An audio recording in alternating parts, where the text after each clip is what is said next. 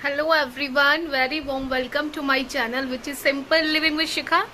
अभी मैं आपसे नेक्स्ट डे मिल रही हूँ। दिल्ली में जो बारिश का हाल है वो मैं आपको बता नहीं सकती हूँ। ये देखिए, आज सुबह से बारिश हो रही है। सुबह से ठंडा ठंडा मौसम है, लेकिन मेरे कपड़े नहीं सूख रहे। मैंने इनको इस तरीके से डाला है ताकि थोड़ा थोड़ा सूख जाएं। ये यहाँ पर डाला है।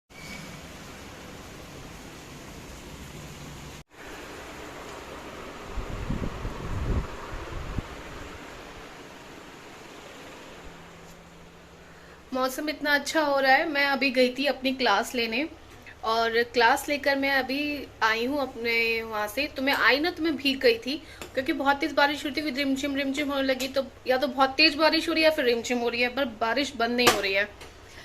मेरे पास अम्ब्रेला नहीं था। एक्चुअली हमने अभी तक अम्ब्रेला खरीदा ही नहीं है। मेरे पास अम्ब्रेला नहीं था, और मैं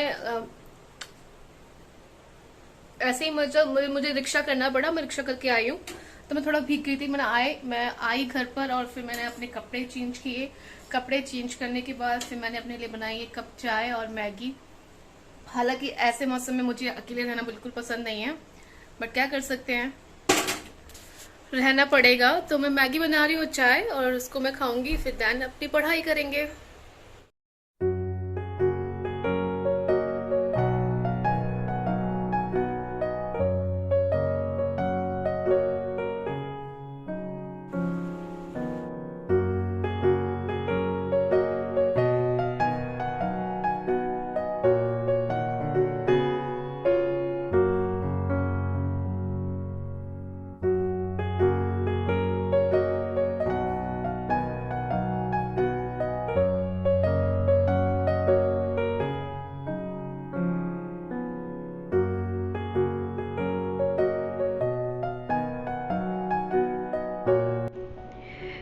अभी जो है शाम हो रही है। चाय वाय पीने के बाद जो है मैं अपने बाकी के काम करना शुरू कर देती हूँ।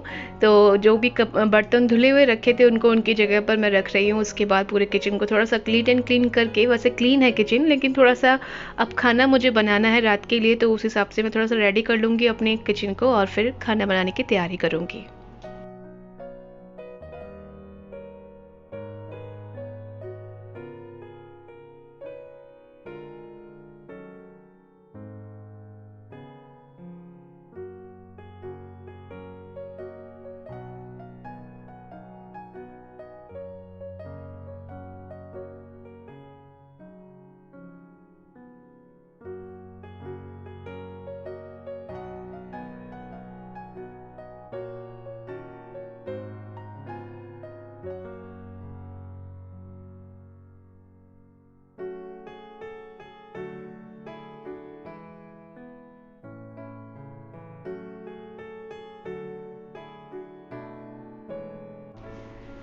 बर्तन वगैरह सब कुछ रखने के बाद जो है मैं अपनी पूरी किचन को एकदम वाइप आउट कर लेती हूँ। उसको थोड़ा सा सुखा लेती हूँ, साफ़ कर लेती हूँ। फिर मैं खाना बनाने की तैयारी करती हूँ। यही मेरा रूटीन होता है हमेशा से। ऐसे ही करती हूँ शाम को। और जो हस्बैंड वो थोड़ा लेट होते हैं, तो फिर मैं आराम से खाना बनाती हूँ। और वैसे भी मैं बहुत जल्दी जल्दी चीज़ें कम कर पाती हूँ, थोड़ा आराम से ही काम कर पाती हूँ। किचन विचन क्लीन करने के बाद मैं जो है थोड़ा सा हाथ मुँह धोऊंगी। हाथ मुँह धोने के बाद जोत बत्ती जो शाम की हम लोग करते हैं वो मैं करूँगी। ये रूटीन है हमारे घर का, शाम को जोत बत्ती करना और सुबह भी पूजा करना। सब जो जोत बत्ती है, तुलसी मैया पे दीपक रखा जाता है, वो सब मैं करूँगी। लेकिन आज इतनी बारिश हो रही थी कि मैंने उनका दीपक ना अंदर ही जला के रखा था, और बाहर नहीं रखा था, क्योंकि बारिश के छींटे और हवा बहुत तेज़ थी वहाँ पर। सुबह से हाथ मुँह धोया, और कुल्ला कुल्ला करके हाथ मुँह धो के बस जोत बत्ती हम लोग यहाँ पर करते हैं, और भगवान जी को प्रणाम करते हैं। ऐसे शाम को जब जोत बत्ती करते हैं ना, तो बड़ा पॉजिटिव फील होता है, बहुत ज़्यादा। और ऐसा आप करके देखिएगा। जो लोग, कुछ लोग होते हैं ना, जो पूजा पाठ वैसे मन से बहुत मानते हैं भगवान जी को, लेकिन करते कम है। लेकिन कभी कभी आप ना एक करके देखना, शाम को अगर आप जोत बत्ती करते हैं ना, तो उसकी जो सुगंध होती है ना, आपके पूरे घर में फैलती है।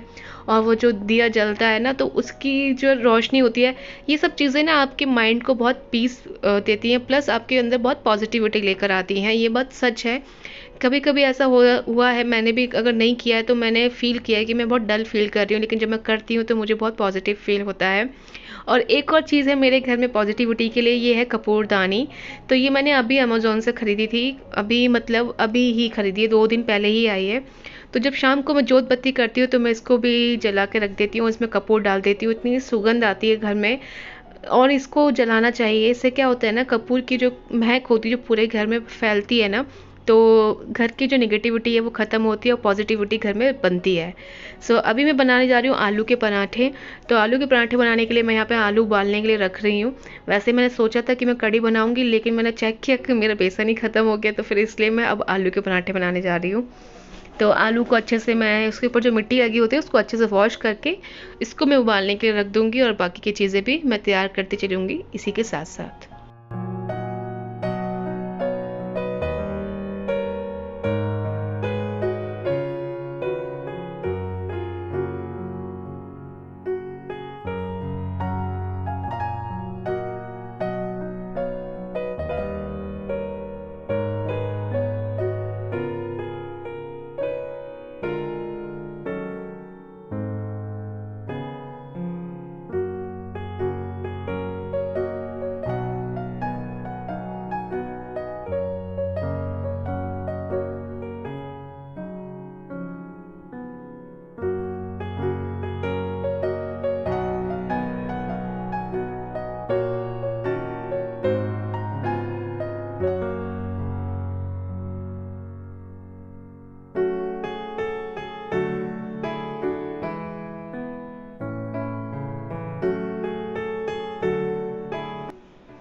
मैंने जो है अभी कर लिया है अपना, आटा भी गूंद लिया है। तो आटा जो है मैं आलू के पराठे के लिए गूंदती हूँ ना, तो उसमें नमक डालती हूँ, प्लस उसको थोड़ा सा ढीला ढीला ही गूंदती हूँ। जैसे रोटियों के लिए हम थोड़ा सा टाइट रखते हैं, लेकिन आलू के पराठे के लिए थोड़ा सा ढीला रखते हैं, ताकि उसमें आलू की जो स्टफिंग है ना वो अच्छे से फिल हो पाए, और जब उसको हम बेलें तो वो फटे ना। तो आटा का जो परात जिसमें मैं आटा गूंथती हूँ उसको मैंने धो के वापस रख दिया। एक्चुअली ना मुझे बर्तन ना इकट्ठे करके धोना बहुत बेकार लगता है शुरुआत से ही। बर्तन अगर थोड़े होते हैं ना तुरंत तुरंत धोते चली जाती हूँ मैं, अगर एकदम इकट्ठे कर लूँगी सिंक एकदम भर जाती है। फिर जब मैं सिंक भरी हुई देखती हूँ ना तो मुझे उन बर्तनों से लगता है बहुत ज़्यादा डर, फिर मुझे उनको धोने का मन ही नहीं करता है। फिर वो पड़े रहेंगे, फिर मैं सोचूंगी अभी नहीं, थोड़ी देर बाद, मतलब बहुत लेज़ी फील करती हूँ। लेकिन साथ के साथ धोती रहती हूँ, थोड़े पड़े होते हैं तो मैं इनको तुरंत धोती रहती हूँ। अभी देखिए ये सब कर ही रही थी कि इतने में जो हमारे आलू हैं वो भी उबल चुके हैं, तो इनको मैं निकालूंगी एक अलग बर्तन में, फिर इनको मैं छील लूँगी। बहुत ध्यान से करने होते हैं ये सब चीज़ें। थोड़ा मैं स्टार्टिंग में ना जल्दबाजी में कुछ कुछ चीज़ें कर दिया करती थी, जब मैं, मतलब अभी हमारी शादी को 10 महीने हो गए हैं, लेकिन जब आई थी ना मैं एकदम शादी करके, तो सुबह सुबह ना एकदम जल्दी उठने की आदत भी नहीं थी। तो हस्बैंड के लिए लंच प्रिपेयर करती थी तो जल्दी जल्दी करती थी ना, मेरे कितनी बार ऐसा हुआ है स्टार्टिंग में, मेरे बहुत बार हाथ जल गया है। जल्दी से मैंने कहीं कुकर को टच कर लिया या कढ़ाई को टच कर लिया या कुछ उठा रही हूँ कुछ कर रही हूँ तो मेरा हाथ जल गया। तो उसके निशान मेरे हाथ पे अभी भी हैं। जो पहली बार जब मैंने इनके लिए खाना बनाया था तो मैंने आलू का पराठा बनाया था सुबह सुबह नाश्ते में, तब हम लोग घर शिफ्ट किया था और पूरी तरह से मैं शिफ्ट कर भी नहीं पाई थी अच्छे से हम ना।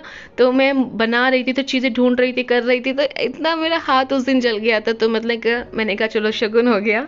ये था, होता है ना, शादी से पहले आप इतनी जिम्मेदारी से काम नहीं करते, लेकिन शादी हो जाने के बाद आपकी जो रिस्पॉन्सिबिलिटी होती है वो थोड़ी चेंज हो जाती है, रिस्पॉन्सिबिलिटी बन जाती हैं। जैसे मेरी रिस्पॉन्सिबिलिटी है कि मेरे हस्बैंड है तो उनको टाइम से मुझे भेजना है, तो मुझे मतलब उनका लंच उनका ब्रेकफास्ट प्रिपेयर करना है। तो अब तो मैं इस चीज़ में प्रो हो गई हूँ, लेकिन तब नहीं थी। तब तो अब तो मैं अगर लेट भी उठ जाए बाई चांस, कभी कभी ऐसा अभी भी हो जाता है कि हम लोग रात को अगर देर से सोए हैं थके हुए हैं बहुत ज़्यादा, तो सुबह बाई चांस आँख ना खुले, ऐसा भी हुआ है। लेकिन मैं मेंटली और अपनी चीज़ें इतनी अच्छे से प्रिपेयर करके रखती हूँ कि अगर लेट भी हो जाते हैं तो भी मैं सुबह उनको अच्छे से बना के दे देती हूँ। मेरे पास बहुत सारे ऑप्शन होते हैं, लेकिन तब स्टार्टिंग में थोड़ा मुझे ये चीज़ मैनेज करने में थोड़ी सी प्रॉब्लम हुई। तो देखिए बातें करते करते मैं आपको बताने जा रही थी, ये सब तो मैंने बताया नहीं। आलू को मैंने छील लिया है, और ये आलू का जो हम पराठे बनाते हैं ना तो उसमें बहुत तरह के हम स्टफिंग बनाते हैं, मतलब डिफरेंट डिफरेंट स्टाइल से। तो आज की जो स्टफिंग है वो बिल्कुल सिंपल है, इसमें सिर्फ बारीक कटा हुआ प्याज है, आलू है और नमक है और कुछ भी नहीं है। हरा धनिया होता तो मैं ज़रूर डालती, लेकिन आजकल हरा धनिया बहुत कम मिल रहा है, जो मिल रहा है वो बड़ा महंगा मिल रहा है, तो मैं तो ले ही नहीं रही हूँ, क्योंकि इतना महंगा ना तो मैं, मतलब मुझे ऐसे वर्थ ही नहीं लगता इतना महंगा अगर हरा धनिया यूज़ करो। प्लस मिल भी नहीं रहा है, बहुत कम दुकानों पे मिल रहा है, और जिसके पास मिल रहा है पीला पीला मिल रहा है, तो वो इतना फ्रेश भी नहीं है। मैं इसमें नमक डाल रही हूँ और प्याज डाली है मैंने, और आलू है, और भी कुछ डाल रही हूँ, हाँ हाँ, और मैं डाल रही हूँ जीरा पाउडर। नहीं डाला मैंने, क्या सोच कर नहीं डाला है मैंने? शायद नहीं भी डालूं। ये डालूं? ओके, ये जीरा पाउडर डाल रही हूँ। आई थिंक वो तब मैंने कोई और डिब्बी किसी और चीज़ का मसाला मैंने उठाया था, मैंने जीरा पाउडर डाला है। तो अलग अलग तरीके से बनाती हूँ, आज बस इतना ही डाल रही हूँ। कभी कभी मैं इसमें जो है हरा धनिया भी डालती हूँ, और थोड़े से हरा धनिया के जो बीज होते हैं उनको क्रश करके उनको भी डालती हूँ, तो उससे बहुत अच्छा फ्लेवर आता है। कभी कभी इसमें मैं मैगी मसाला भी ऐड कर लेती हूँ, कभी कभी मैं सब्जी मसाला भी ऐड कर लेती हूँ, कभी कभी मैं धनिया पाउडर, हींग, जीरा और सारी चीज़ें ऐड करके फिर बनाती हूँ। तो इट्स डिपेंड कि कब कैसा मन है वैसा मैं इसको मिक्स करके बनाती हूँ। तो आज बिल्कुल ऐसा ही एकदम सिंपल सा बनाएंगे, प्याज और आलू, और ये बहुत टेस्टी लगता है। साथ में चटनी बनाइए तो खाइए, बहुत मज़ेदार लगता है। तो इसका जो पेस्ट है वो एकदम बन करके तैयार हो गया है, और इसको मैं ढक करके रख दूँगी। यहाँ मैं इसको ढक कर के रख दूँगी ये इस तरीके से बस। और अब मैं तैयारी करूँगी चटनी बनाने की। तो देखिए, चटनी भी बहुत सारी तरीके की मैं बनाती हूँ, बहुत सारे तरीके की बनती है। लेकिन ये वाली चटनी, आज जो चटनी बन रही है वो ये वाली बन रही है। तो ये मैंने मूंगफली के दाने अच्छे से इनको ना तवे पे ही ऐसे रोस्ट कर लूँगी हल्का सा, और फिर इसकी चटनी बनाऊँगी। इसमें हरा धनिया, हरी मिर्ची और नींबू डाल के और नमक डाल के इसकी चटनी बनेगी। लेकिन इसमें जो हरा धनिया डालूंगी वो थोड़ा सा हरा धनिया है, तो मैंने चटनी के लिए बचा के रख लिया था, उसको आलू में नहीं डाला। अगर मैं आलू में डाल देती तो फिर चटनी के लिए नहीं बचता, तो चटनी में ज़रूरी था, इसलिए मैंने उसको चटनी के लिए बचा के रखा हुआ था। तो जैसे ये मेरी मूंगफली के दाने भून जाएंगे ना, तो मैं इसको जार में ट्रांसफ़र कर लूँगी। फिर उसमें बाकी की चीज़ें भी मैं ऐड करती जाऊँगी।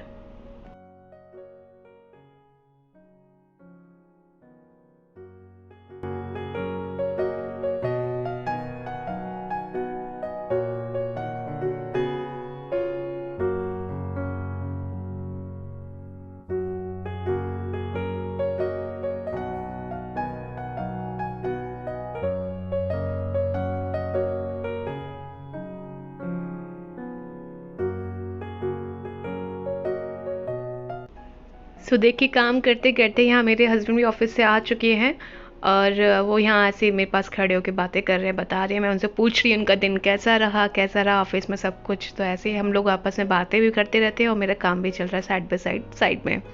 सो चटनी बना रही हूँ, उसमें हरी मिर्ची और हरा धनिया, मूंगफली के दाने, नमक, और ये नींबू में डाल दूँगी। तो बस इसको फिर मैं ग्राइंड कर लूँगी, जो हमारी चटनी बन करके तैयार हो जाएगी।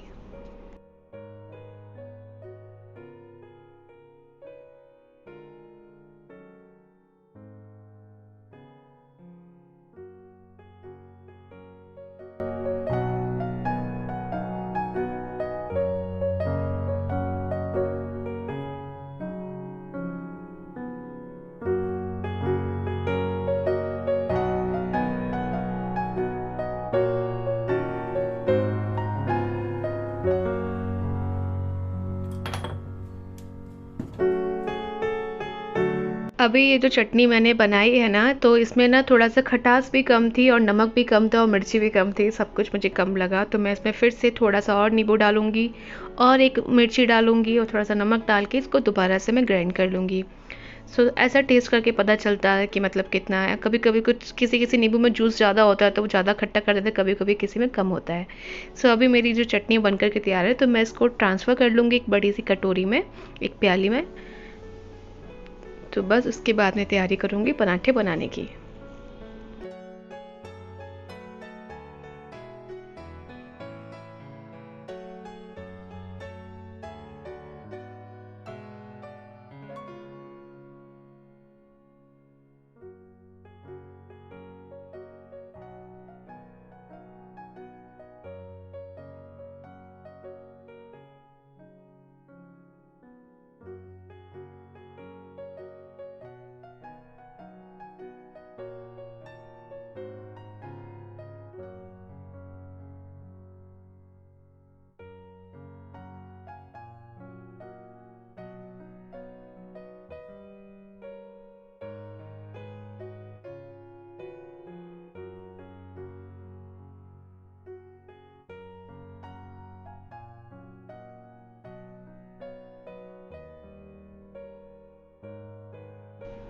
सो अभी जो है मेरे पराठे बन रहे हैं, देख सकते हैं आप सभी लोग, बहुत ही यम्मी और बहुत ही डिलीशियस बने थे।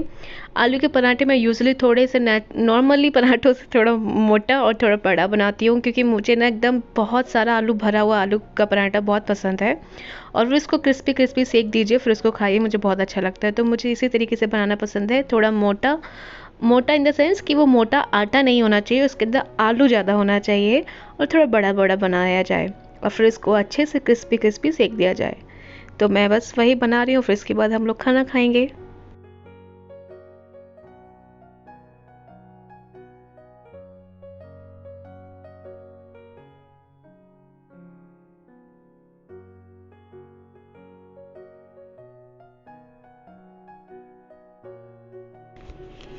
सो अभी हम दोनों मिलकर यहाँ पे साथ में डिनर कर रहे हैं, और साथ में न्यूज़ भी चल रही है हमारी, तो दही चटनी आम का अचार और पराठे।